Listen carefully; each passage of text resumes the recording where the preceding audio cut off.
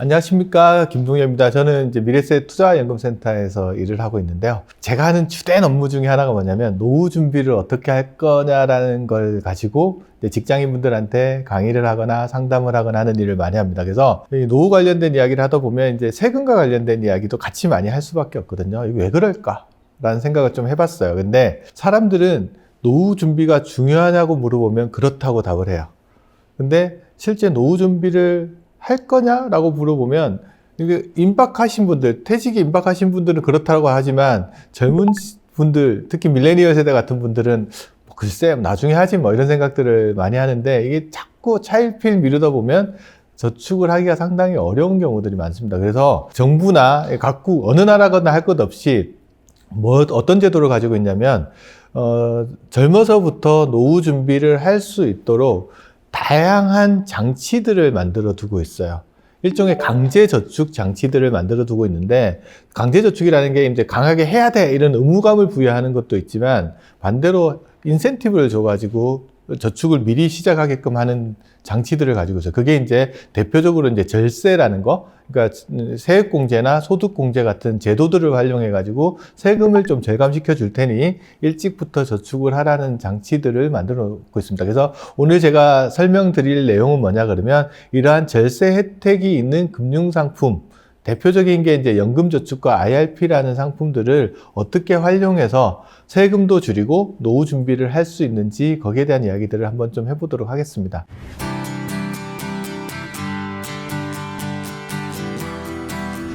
첫 번째는 연금저축과 IRP에 가입하면 세액공제를 해주나요? 라는 질문들을 많이 하는데, 그 전에 우리가 이제 세액공제, 소득공제 이런 거의 개념부터 조금 많이 좀 잡아놓고 갈 필요가 있을 것 같아요.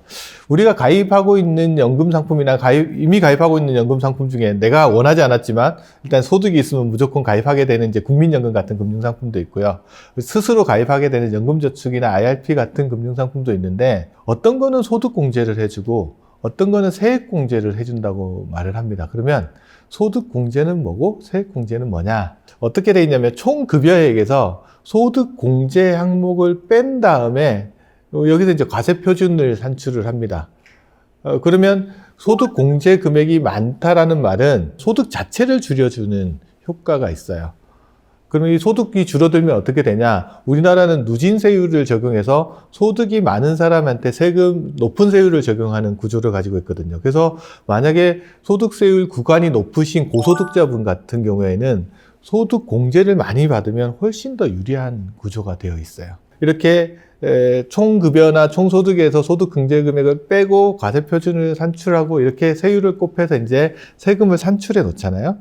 세금을 얼마 정도 내야 된다라는 걸 산출한 다음에, 그 다음에 하는 게 뭐냐면, 이 산출된 세금에서 일정 금액을 빼주는 걸 우리가 세액공제라고 이야기를 합니다. 이 세액공제는 일정한 금액을 빼주는 거기 때문에 소득 크기랑은 크게 상관이 없어요. 그러다 보니까 이제 고소득자라고 해서 더 많은 혜택을 보거나 이런 것들은 아니고, 오히려 세액공제율을 조정해가지고 저소득자가 조금 더 혜택을 많이 보도록 해 있는 게 이제 세액공제라고 보시면 될 것 같습니다. 그러면 우리가 가입하고 있는 연금상품 중에 소득공제 혜택이 있는 거랑 세액공제 혜택이 있는 거를 좀 구분해서 볼 수가 있는데, 국민연금, 직장 다니시는 분은 자기 소득의 9%를 이제 국민연금 보험료로 납부를 하시는데, 실질적으로 납부하는 거는 회사가 절반을 납부해 주니까 자기 소득의 한 4.5% 정도를 납부를 하게 되는 거죠. 이 국민연금 보험료로 납부하는 금액은 연말정산을 하실 때 전액 소득공제를 받으실 수가 있습니다. 그래서 그 부분이 이제 소득공제되는 금융상품이라고 보시면 되고요. 지금은 판매되고 있지 않지만 2000년도 이전에 이제 판매됐던 금융상품 중에 구개인연금이라는 금융상품이 있는데, 요것도 이제 소득의 저축금액의 일정 부분을 소득공제하는데 최대한 72만 원까지 소득공제해주는 상품이 있습니다. 이건 지금은 가입할 수 없고, 이미 가입하셨던 분은 계속 납입은 할 수 있게끔 되어 있으니까 그런 상품이 있다. 요게 이제 소득공제되는 연금 상품이라고 보시면 되고요. 그 외에 우리가 흔히 말하는 연금저축, IRP 하는 이런 상품들은 소득에서 공제해주는 게 아니고요. 이미 냈던 세금의 일정 부분들을 공제해주는, 그러니까 세액공제 상품이라고 보시면 될 것 같습니다. 그래서 그 부분들을 이번 시간에 좀 자세하게 한번 좀 다뤄보도록 하겠습니다.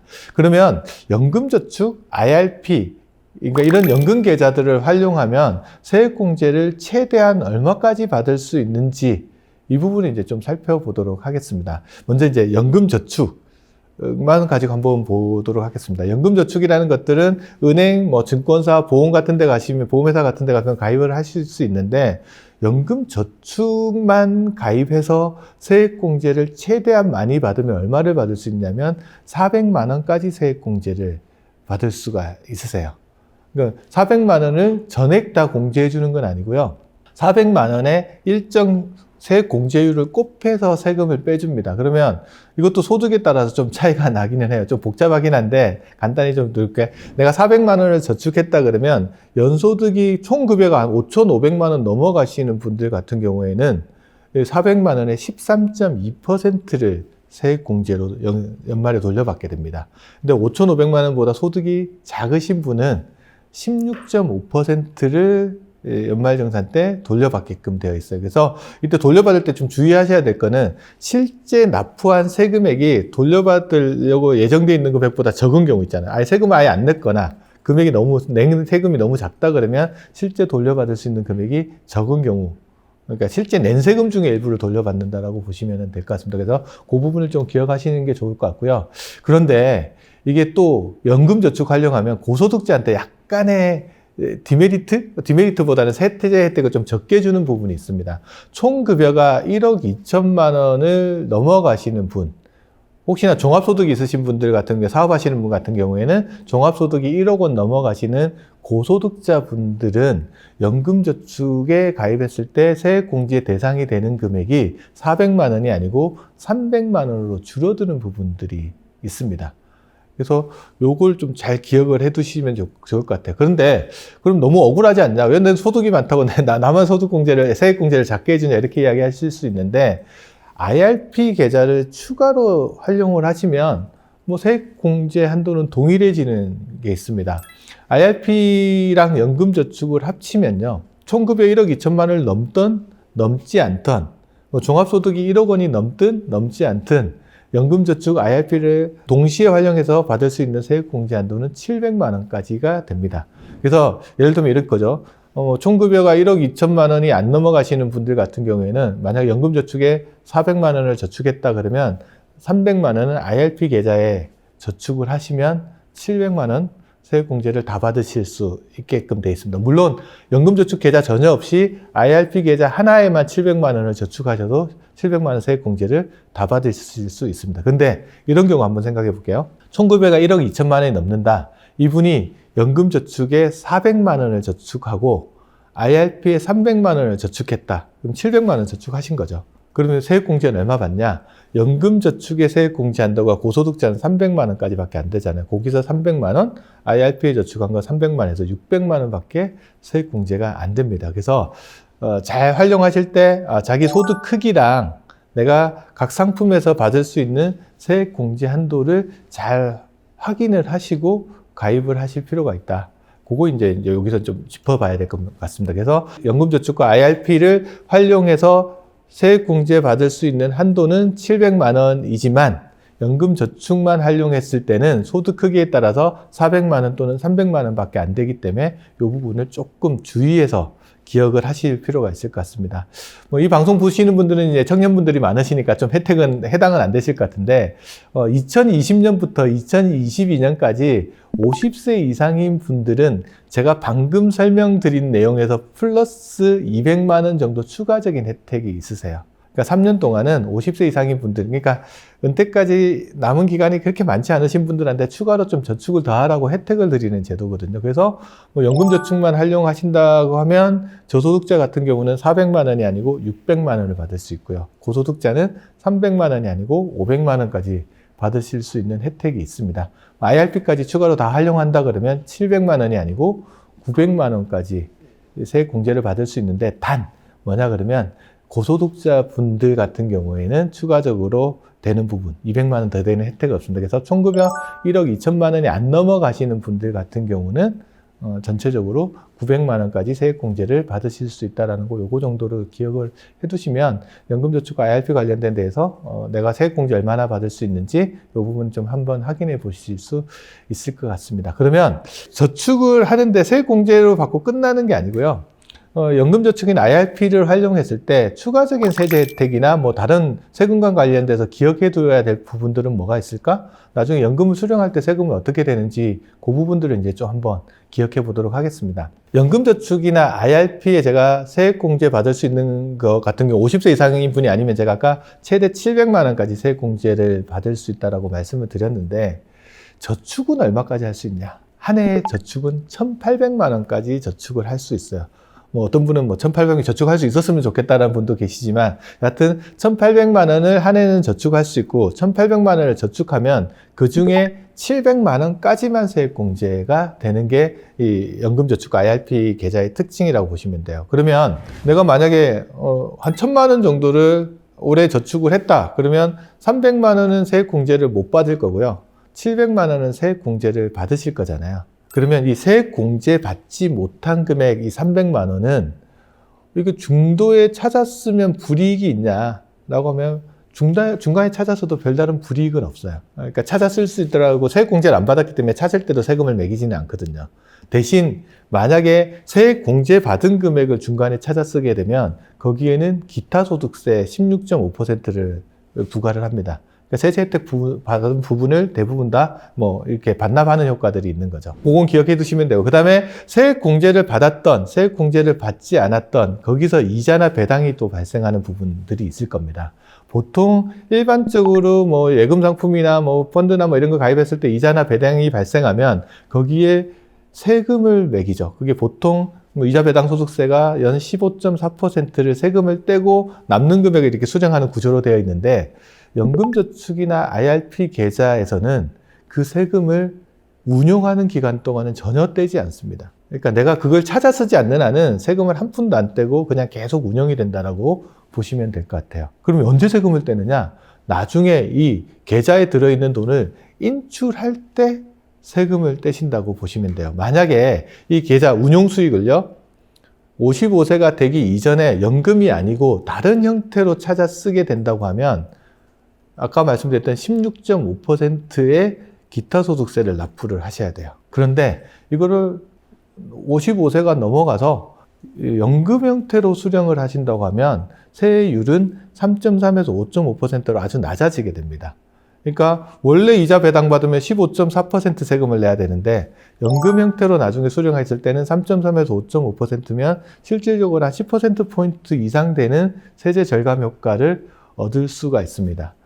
이렇게 이자나 배당이 발생하는 시기에 직접 과세하지 않고 세금을 과세하는 시기를 뒤로 이렇게 미뤄서 연금 수령하는 시기까지 미룬다고 해서 과세 시기를 이연하는 효과가 하나가 있고요. 두 번째, 세율을 15.4%에서 3.3에서 5.5%까지 인하시켜주는 효과가 있어서 저율 과세 효과가 있죠. 그래서 연금저축이나 IRP가 가지고 있는 세제 혜택 세 가지를 꼽으라 그러면 첫 번째는 세액공제, 두 번째는 과세 이연, 세 번째는 연금을 수령할 때 세율을 낮춰주기 때문에 저율과세, 이 세 가지 세제 혜택을 가진다라고 보시면 될 것 같습니다. 그러면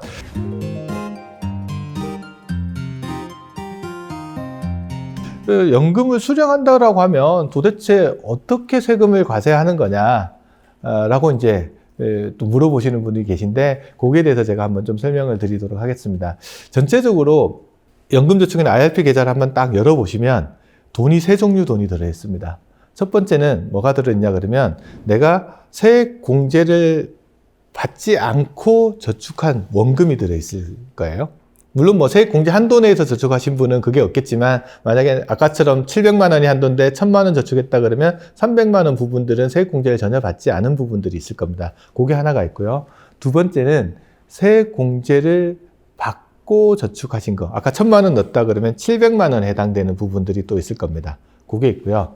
그러면 세액공제를 받았던 받지 않았던 거기서 늘어난 운용수익이 있을 겁니다. 그래서 크게 돈은 들어가 보면 이제 실제 뭐 꼬리표를 붙여놓고 이런 건 아니지만 금융회사에서는 이 돈의 성격에 따라서 이렇게 각자의 꼬리표를 붙여놓다라고 보시면 돼요. 그래서 55세 이후에 내가 연금을 수령하고 싶습니다. 그래서 연금 개시를 딱 해서 연금을 수령하기 시작하면 첫 번째 뭐부터 돈이 빠져나가냐 그러면 세액공제를 전혀 받지 않고 저축했던 금액부터 먼저 인출이 되기 시작합니다.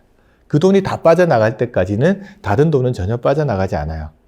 그러면 세액공제를 받지 않은 돈을 수령할 때는 세금을 내느냐?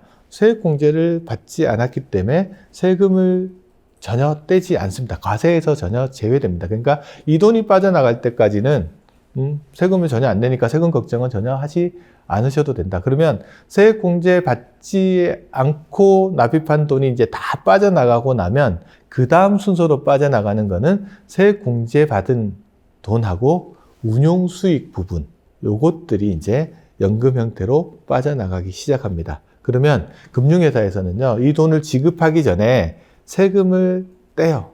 세금을 얼마를 떼냐 그러면 제가 아까 세율이 3.3에서 5.5% 정도 세금을 뗀다고 말씀을 드렸는데 세율은 나이에 따라서 조금 다르고요. 연금 수령 방식에 따라서도 좀 차이가 납니다. 그래서 55세부터 뭐 70세 미만, 그러니까 69세 정도까지는 5.5%, 70세부터 80세까지는 4.4, 80세가 넘어가면은 이제 3.3%일 때고요. 만약에 종신 지급 방식의 연금을 받게 되면은 뭐 80세 미만인 경우에 4.4, 그거 넘어가시는 분은 3.3% 정도 세금을 뗍니다. 그래서 금융회사는 이렇게 나이에 맞게끔 연금 수령 방식에 맞게끔 원천 징수를 하면 금융회사가 할 일은 이제 다 끝났어요. 다 끝나고 이제 근로자는 아니면 연퇴자들은 이제 연금 받았을 거 아니에요. 그러면 해야 될 일은 뭐냐면 1월 1일부터 그해 12월 31일까지 한 해 동안 받은 연금액, 그러니까 세액공제 받지 않은 금액에서 나온 연금 말고요. 세액공제를 받았거나 운용수익에서 나온 연금액이 연간 1,200만 원이 넘는지 안 넘는지를 좀 파악을 해 보셔야 돼요. 만약에 넘어갔다라고 하면 이 연금 수령액 전체가 그 다음에 5월 달에 종합과세 신고하실 때 다른 소득하고 합산해 가지고 세금을 납부를 하셔야 되는 문제가 생길 수가 있어요. 그래서 이 부분을 조금 주의하셔야 됩니다. 그래서 그때 많이 물어보시는 게 이 1,200만 원 부분들이 어떻게 계산되는지를 많이 물어보시는데 세액공제 받지 않은 금액에서 나온 거는 빼고요. 세액공제 받은 거랑 운용수익에서 나온 것만 합산한다. 그리고 1월 1일부터 12월 31일까지 받은 이 소득에 대해서만 계산을 한다라고 보시면 될 것 같아요. 그래서 1,200만 원 넘어가면 종합과세 되지만 안 넘어가면 아까 금융기관에서 세금 뗀 걸로 과세를 종결시키고 그냥 할 일 없이 끝날 수도 있습니다. 그래서 저 부분을 관리를 잘 하시는 게 필요할 것 같고요. 그래서 세부담이 큰 경우에 다른 소득이 많으신 경우에는 종합과세 가면 세부담이 커질 수 있잖아요. 그렇기 때문에 월 100만 원 이하 뭐 아니면은 연 1,200만 원의 한도 관리를 좀 잘해서 자산 관리를 하시는 게 좀 중요하실 것 같습니다. 자, 그러면 이제